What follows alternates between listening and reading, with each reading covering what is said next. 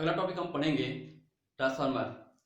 Transformer एक ऐसा device है जो वोल्टेज के मान को बढ़ा देता है या फिर कम कर देता है, जिससे हमें धारा का मान या तो अत्यधिक प्राप्त होता है या फिर कम प्राप्त होता है।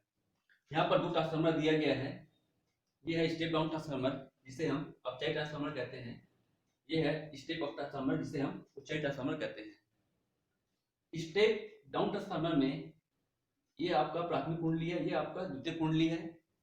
प्राथमिक कुंडली में कॉपर के पतले तार के ज्यादा फेरे लपेटे होते हैं और द्वितीय कुंडली में कॉपर के मोटे तार के कम फेरे लपेटे होते हैं। ठीक है, ये स्टेप डाउन ट्रांसफार्मर में। उसी के just opposite step up transformer में, यदि यहां पास देखिएगा, प्राथमिक कुंडली में मोटे तार के कम फेरे हैं और द्वितीय कुंडली में पतले तार के अत्यधिक फेरे लपेटे गए हैं। ठीक है, यदि फेरों की संख्या अत्यधिक हो तो वहां पर हम पतले तार का यूज करेंगे और यदि फेरों की संख्या कम हो तो हम मोटे तार का यूज करते हैं। यह जो आयताकार जो फ्रेम बना है, यह नर्म लोहे का ये फ्रेम है, जिसको हम क्या कहते हैं, आयताकार बहुत सारे पट्टियां होती है जिसे वार्निश के माध्यम से, ठीक है, इसे हम एक दूसरे से कनेक्ट करते हैं। स्टेप डाउन ट्रांसफार्मर, यह ट्रांसफार्मर वोल्टता के मान को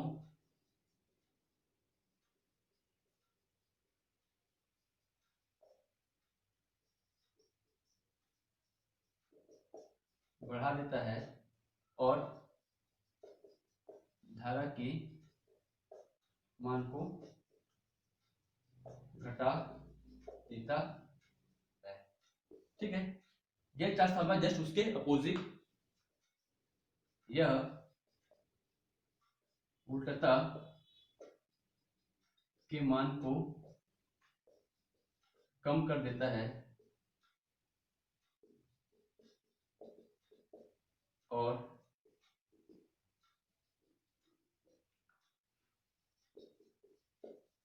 धारा के मान को बढ़ा देता है। ठीक है, यह ट्रांसफार्मर का स्टेप अप ट्रांसफार्मर का स्टेप डाउन ट्रांसफार्मर का सांकेतिक रूप है। यह स्टेप अप ट्रांसफार्मर का सांकेतिक रूप है। ट्रांसफार्मर जब भी एसी वोल्टता प्रदान करते हैं तो प्राथमिक कुंडली में धारा प्रवाहित होता है, जो कि एसी धारा होता है। ठीक है,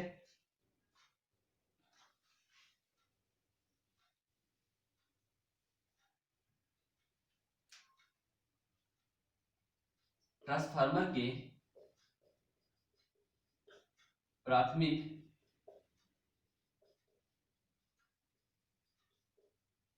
कुंडली में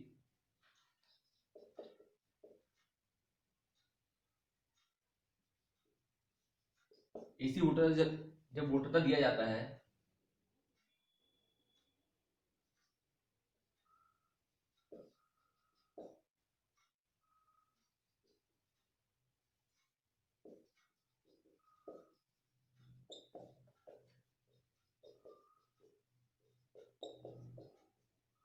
तो एसी करंट प्रवाहित होता है। ठीक है, जिससे क्या होता है,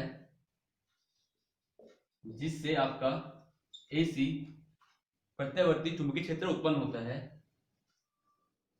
चुंबकीय क्षेत्र उत्पन्न होता है और चुंबकीय फ्लक्स में भी क्या होता है, परिवर्तन होता है।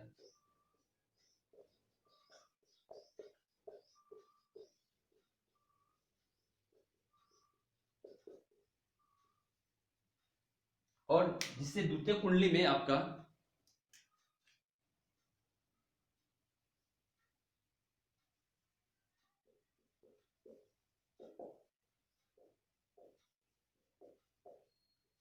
प्रत्यावर्ती विद्युत वाहक बल उत्पन्न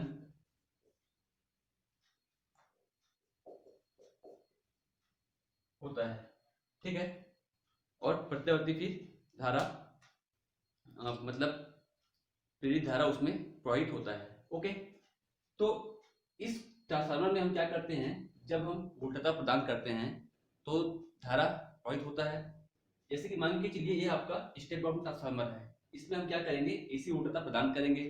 इसमें एसी वोल्टता प्रदान करने पर एसी करंट फ्लो होगा। एसी करंट फ्लो होगा तो इस फ्रेम में आपका चुंबकीय क्षेत्र उत्पन्न होगा, जिससे कि प्रेरण के कारण हमें चुंबकीय फ्लक्स में क्या होता है, परिवर्तन होता है, और इस द्वितीय कुंडली में प्रेरित विद्युत वाहक बल भी उत्पन्न होता है और प्रेरित धारा प्रवाहित होती है, ठीक है। यहां पर यदि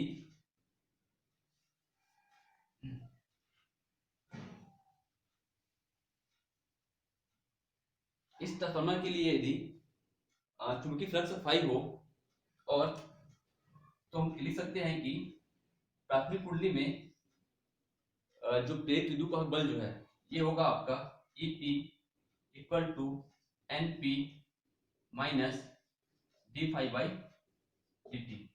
उसी प्रकार इस ट्रांसफार्मर के लिए हमारा, या द्वितीय कुंडली के लिए, ये ट्रांसफार्मर तो छोड़ देते हैं, इसमें द्वितीय कुंडली के लिए हमारा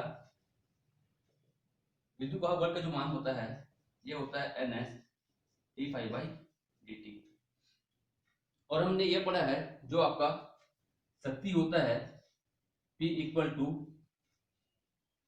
औसत शक्ति जो होता है ये होता है V RMS और I RMS, ठीक है। ये यहां पर हम लिखेंगे P RMS। ओके, यदि हम यहां पर EP का जो मान है माइनस NP d∅dt और ES का जो मान है माइनस NS d∅dt, यदि हम यह कहें कि इस ट्रांसफार्मर में यदि जो आपका प्रतिरोध नगण्य हो, यदि ट्रांसफार्मर में प्रतिरोध नगण्य हो तो प्रेरित विद्युत वाहक बल को हम क्या कहते हैं, एसी ऊर्ध्वता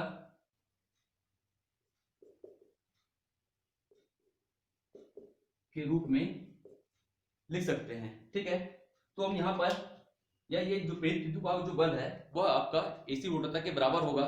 तो उस स्थिति में आपका, यदि हम समीकरण इसे एक और ये दो देकर भाग करें तो हमको मिलेगा EP upon ES equal to minus N d∅dt और माइनस N d∅dt, ठीक है। ये कट जाएगा, हमको मिलेगा EP upon ES equal to NP upon NS, जो कि आपका VP अपॉन VS के इक्वल है। यदि प्रतिरोध नगण्य हो तो हम इस विद्युत वाहक बल को ऊर्ध्वता के इक्वल ले सकते हैं, ठीक है। यहाँ पर हमको ये रिलेशन एक फाइंड हुआ है, EP upon ES equal to NP upon NS equal to VP upon VS। और अभी भी हमने पढ़ा कि P इक्वल टू होता है आपका VI, ठीक है। तो यहाँ पर निवेश शक्ति बराबर निर्गत शक्ति। यदि इनपुट पावर और आउटपुट पावर हम दोनों को इक्वल लें तो हम लिख सकते हैं, यहाँ पर निवेश शक्ति को हम क्या लिखेंगे, VP into IP equal to VS into IS। हम इनपुट तो यहीं से देंगे, प्राथमिक कुंडली को देंगे, इसलिए हमने क्या लिखा, प्राथमिक वोल्टता के लिए VP लिखा और धारा के लिए IP लिखा, और निर्गत तो हमको यहां से प्राप्त होगा, इसलिए VS और IS होगा। इसको यदि हम रिलेशन फाइंड करें तो ये होगा VP upon VS equal to IP upon IS upon IP। इसको नाम देंगे समीकरण 1, इसको हम नाम देंगे समीकरण 2, यदि हम दोनों का यदि कंपेयर करें तो हम लिख सकते हैं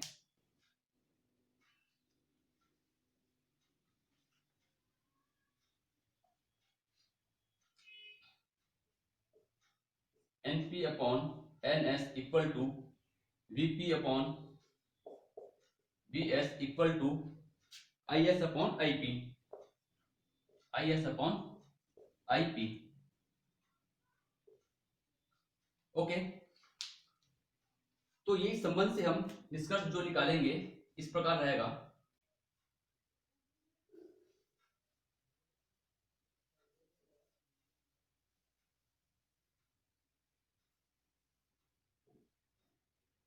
स्टेप डाउन ट्रांसफार्मर के लिए हम देखते हैं संबंध क्या होता है। ठीक है, स्टेप डाउन ट्रांसफार्मर के लिए संबंध देखते हैं। यहां पर यदि आपका NP का मान ज्यादा है तो NS का मान क्या होगा, NS की तुलना में NP का मान ज्यादा है, और इस संबंध से आपका VP का मान VS से ज्यादा होगा, तो यहाँ पर हम देखेंगे I सेकेंडरी का जो है मान आपका ज्यादा है IP से। ओके, स्टेप अप ट्रांसफार्मर के लिए हम देखते हैं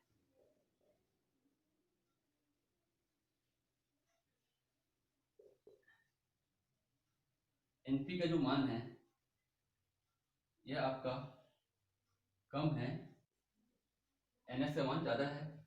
ठीक है, मतलब प्राथमिक कुंडली में फेरों की संख्या कम है, द्वितीयक कुंडली में फेरों की संख्या ज्यादा है। तो इस संबंध से हम यह निकाल सकते हैं, यदि हमने इस संबंध को बस ध्यान दिया तो हम क्या लिखेंगे अब अगले स्टेप में, VP जो होगा ये भी क्या होगा, कम होगा VS से, और तीसरा हम लिखेंगे आपका IS जो है ये भी क्या होगा, कम होगा IP से। ठीक है, NP कम है, सेकंड के लिए VP भी क्या है, कम है, और IS भी क्या होगा, कम होगा। मतलब स्टेप अप ट्रांसफार्मर में हमको IP में द्वितीय कुंडली में धारा का मान क्या होगा, अत्यधिक प्राप्त होगा, अत्यधिक विद्युत धारा प्राप्त होगा। ठीक है, सॉरी, द्वितीय कुंडली में हमको स्टेप अप ट्रांसफार्मर में हमको प्राथमिक कुंडली में हमको धारा का मान, विद्युत धारा का मान अत्यधिक प्राप्त होगा। ठीक है, क्योंकि इसमें जो है प्राथमिक कुंडली में उष्णता का मान क्या है, कम है VP में।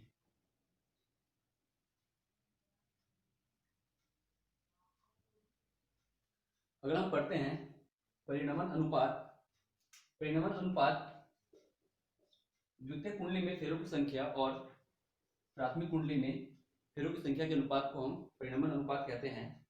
ठीक है, इसे हम शो करते हैं R से, और दक्षता जो होता है आपका आउटपुट अपॉन इनपुट होता है। ठीक है, मतलब हम कहेंगे output power upon input power, या निर्गत शक्ति अपॉन निवेशी शक्ति के अनुपात को दक्षता कहलाता है। अन्य शब्दों में कहे तो सेकंड कुंडली में द्वितीयक कुंडली में प्राप्त ऊर्जा बटा प्राथमिक कुंडली में प्राप्त ऊर्जा के अनुपात को हम दक्षता कहते हैं। ठीक है, output power upon input power, या द्वितीय कुंडली में प्राप्त ऊर्जा या प्राथमिक कुंडली में और प्राथमिक कुंडली में प्राप्त ऊर्जा के अनुपात को हम दक्षता कहते हैं। दक्षता को हम शो करते हैं एफिशिएंसी से, इस प्रकार से हम इसको शो करते हैं। ठीक है, ट्रांसफार्मर में जो ऊर्जा क्षय होता है उसे हम देख लेते हैं। ट्रांसफार्मर में ऊर्जा क्षय हमें 4 प्रकार का ऊर्जा क्षय होता है यहाँ पर। पहला है आपका लौह क्षय, ठीक है। दूसरा है ताम्र क्षय। तीसरा है आपका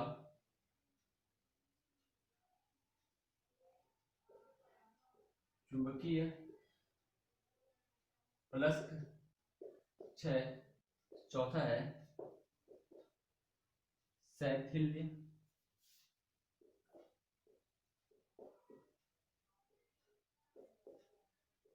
क्षय। लौह क्षय को दूर करने के लिए ट्रांसफार्मर में जो ऊर्जा क्षय जो होता है वह आपका हीट के रूप में होता है, ठीक है। जब भी हम कार्य करते हैं तो क्या होता है, बॉडी हीट, मतलब हमारा बॉडी क्या होता है, हीट होता है। वैसे ही कोई भी चीज जब ट्रांसफार्मर जब कार्य करता है तो विद्युत एनर्जी जो है, इलेक्ट्रिकल एनर्जी हीट एनर्जी में कन्वर्ट होता है और यही हमारा ऊर्जा क्षय के रूप में हमको प्राप्त होता है। किसी भी चीज की एफिशिएंसी 100% कभी नहीं होता है। ट्रांसफार्मर का एफिशिएंसी हम अप्रॉक्स लगभग 90% मानते हैं, तो 10% तो हमारा ऊर्जा क्षय के रूप में हमें प्राप्त होता है। लौह क्षय जो होता है, इस लौह क्षय को दूर करने के लिए हम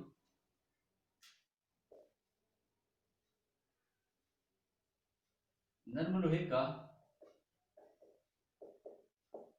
क्रूड का उपयोग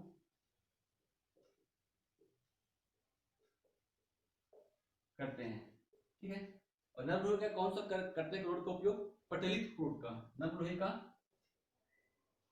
पटलित क्रूड का उपयोग करके इस लॉस को हम दूर कर सकते हैं। ताम्र क्षय, ये भी आपका ओम के नियम के जरिए, जो जूल का ओमी प्रतिरोध के कारण जूल के नियम से जो हीट एनर्जी उत्पन्न होता है उसके कारण जो क्षय होता है हम ताम्र क्षय कहेंगे। ताम्र क्षय को दूर करने के लिए हम कॉपर के मोटे तार का उपयोग करते हैं। तीसरा है आपका चुंबकीय फ्लक्स क्षय, ठीक है। चुंबकीय फ्लक्स का कुछ रूप जो है, कुछ चुंबकीय फ्लक्स आपके हवा में क्या होते हैं, लॉस होते हैं, ठीक है। एयर में ही चुंबकीय फ्लक्स लॉस हो जाते हैं, तो उसको दूर करने के लिए हम एक ही फ्रेम या दोनों कुंडली को प्राथमिक कुंडली और द्वितीयक कुंडली को एक साथ लपेटते हैं, ठीक है। एक साथ इसमें हमारा इस प्रकार का होता है कुंडली, एक प्रकार का ट्रांसफार्मर और होता है। इसमें हमारा प्राथमिक कुंडली भी इसी में और द्वितीय कुंडली भी इसी में ही होता है, ठीक है। तो इस प्रकार का हम अरेंजमेंट करके इस चुंबकीय फ्लक्स का जो क्षय है उसे हम दूर कर सकते हैं। दोनों कुंडली को एक दूसरे के ऊपर लपेट कर हम इस चुंबकीय फ्लक्स को क्षय करते हैं और ये चुंबकीय फ्लक्स का जो क्षय होता है वह आपका एयर में होता है। चौथा है आपका शैथिल्य क्षय। शैथिल्य क्षय कहेंगे तो हम आपका जो इस ट्रांसफार्मर में जो ट्रांसफार्मर है एक बार चुंबित होता है, एक बार अचुंबित होता है। इसे जब हम एसी करंट सप्लाई करते हैं ट्रांसफार्मर को तो एक बार चुंबित होता है, मैग्नेट होता है, एक बार डीमैग्नेट होता है। तो इस कारण जो क्षय उत्पन्न होता है उसे हम कहते हैं शैथिल्य क्षय। इसे दूर करने के लिए भी हम नर्म लोहे का क्रूड का उपयोग करते हैं, ठीक है। क्षय दूर करने हेतु नर्म लोहे के क्रूड का उपयोग करते हैं।